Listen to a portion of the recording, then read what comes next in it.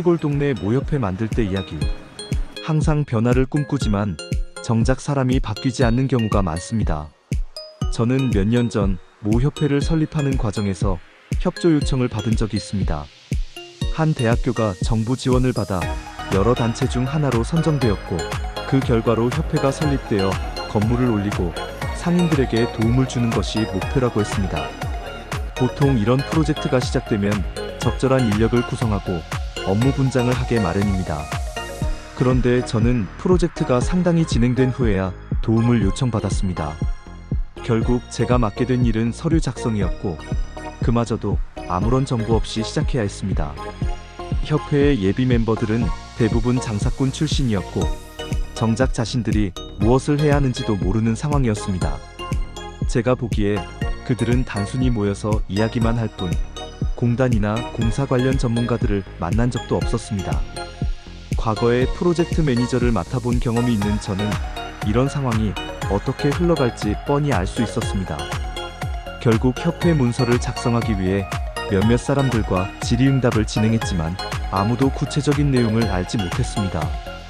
그래서 제가 나서서 목적과 방향을 설정하고 문서를 완성했습니다. 이후 신뢰할 수 있는 후배에게 이 문서를 검토해달라고 보냈는데, 나중에 들은 이야기로는 협회 예비 멤버들이 이 문서를 가지고 자신들이 직접 작성했다고 자랑했다더군요.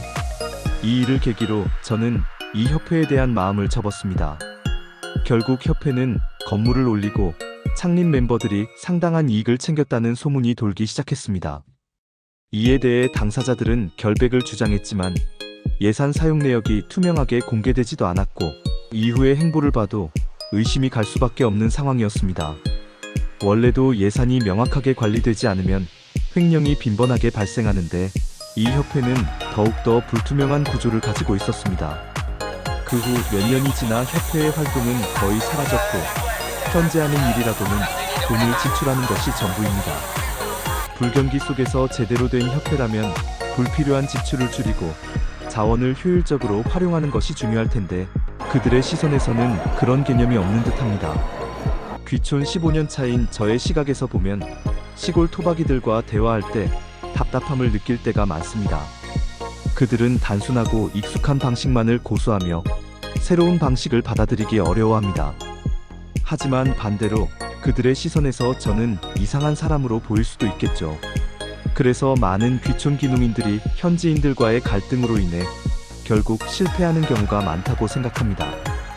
시골에서 살아간다는 것은 단순히 환경만 바꾸는 것이 아니라 사고방식과 관계의 변화도 함께 고려해야 하는 일이라는 점을 다시 한번 깨닫게 되었습니다.